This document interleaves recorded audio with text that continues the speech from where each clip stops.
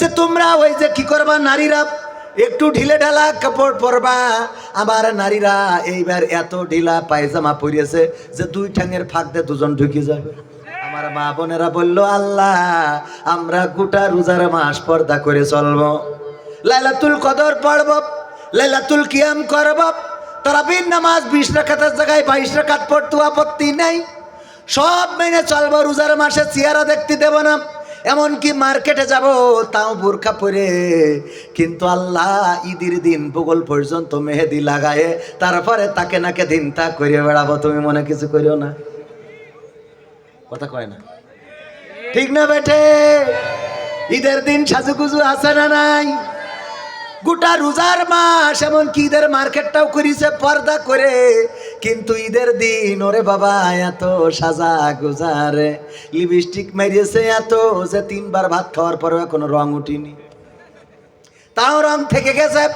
আবার আমি দেখলাম বিশ্ব নবী বলেছে যে তোমরা ওই যে কি করবা, নারীরা একটু ঢিলে ঢালা কাপড় পরবা। আমার নারীরা এইবার এত ঢিলা পায়জামা পরিয়েছে যে দুই ঠ্যাঙের ফাঁক দিয়ে দুজন ঢুকে যাবে। দেখেছেন না? দেখেন নাই? কিজু পিলাজু, পিলাজু এত মোটা, কি খারাপ লাগে আমার দেখতে। কথা কয় না, এই খারাপ লাগে না ভাল লাগে? এনা নথর মার্কা পরি রেখে হাঁটে শয়তান মার্কা লাগে। এত তোর তোর এত মানতে কইস কিটা বেশি মেলি ফেলে কি করিছে? এত মানার কথা তো তোমার বলা হয় নাই। আমার ভাই বলছিল যে যদি আপনি অ্যাটাক হয়ে যান পরকালে তাইলে কি হবে, এটার সলিউশন দরকার আছে না নাই? এটার উত্তরটা দিয়ে তারপরে আমি আলোচনায় যাব। এটার উত্তর হলো, ভাইয়েরা আমার, ওই পরকালের ময়দানে আমি যখন বিপদে পড়ে যাব, অ্যাটাক হয়ে যাব, আমার মুখে আঠা লাগিয়ে দেবে আমার হাত, আমার আল্লাহর সাথে কথা বলবে। আমার যারা মনে করছেন বড় আল্লাহওয়ালা, বড় পরহেজগার পীর সাহেব আমি, ওগো আমার ভাইয়েরা, আমি প্রায়ই বলি আমার এমন অনেক অপরাধ আছে যে অপরাধ যদি আমার মা জেনে যেত আমার ভাত রান্না করে খাওয়াতো না, যদি আমার আব্বা জেনে যেত আমার বাড়িতে ঢুকতে দিত না, যদি আমার স্ত্রী জেনে যেত আমার সাথে সংসার করতো না, যদি আমার সন্তান জেনে যেত আমাকে আব্বা বলে ডাকতো না, যদি আপনারা জেনে যেতেন তাইলে এই স্টেজে এই মাইকে এত জোরে কথা বলতে দিতেন না। আমার অপরাধ জানি আমি, আর জানেন কে? জানি আমি আর জানেন আল্লাহ। আল্লাহ রাব্বুল আলামিন জানেন। মাঝে মাঝে বলি, ওগো আল্লাহ তুমি যত অপরাধ আমার জানো, পৃথিবীর মানুষ তো জানে আমি বড্ড ভালো লোক। ওগো আল্লাহ, ওই পরকালের ময়দানে তুমি অপরাধগুলো প্রকাশ করে দিয়ে আমার বিপদে ফেলে দিও না। আমার স্ত্রী যদি আমার আমলের খাতাটা দেখতে পায় তাইলে আমার স্ত্রী আমার সাথে সংসার করবে না। আমার আমলের খাতাটা যদি আমার গ্রামের মানুষ দেখতে পায় তাইলে গ্রামের মানুষ আমার সম্মান করবে না। যদি আমার আমলের খাতাটা এখানকার মেম্বারেরা দেখতে পেতেন, নওশাদ ভাই দেখতে পেতেন, তাইলে আমাকে ঘৃণা করতেন, থুতু নিক্ষেপ করতেন। এই জন্যে বিপদে পড়ে যাব ওই পরকালের ময়দানে।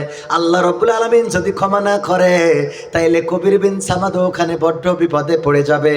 আর ওই সময় আল্লাহ যদি আমারে জাহান্নাম দিয়ে দেয় আর আমার লাল জামাওয়ালা ভাইয়ের সাথে যদি কোনোভাবে দেখা হয়ে যায়, আমার ভাইজান জামান বললেন যে তাইলে কি হবে?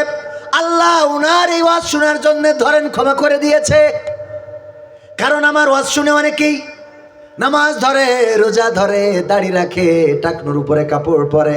আমি খারাপ হই আর ভালো হই, আমার ওয়াজ শুনে ভালো হয়েছে এমন মানুষ আছে না নাই?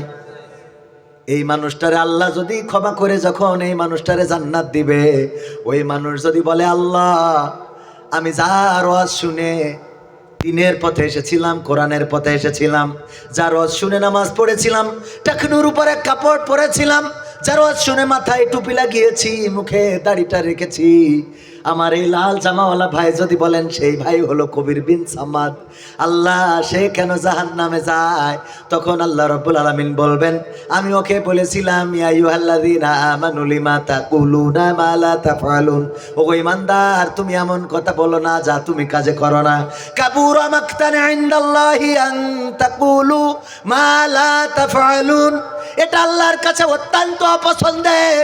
যে তুমি মুখে যা বয়ান করো সেটার সাথে তোমার বাস্তবতার মিল নাই। মুখে বলে যাও তুমি বড্ড জিহাদি, কিন্তু রাজপথে তোমার পাওয়া যায়। তুমি শহীদি তামান্না জাগ্রত করেছো, অথচ তোমার নাকের পথে কোনোদিন গুলি গেল না।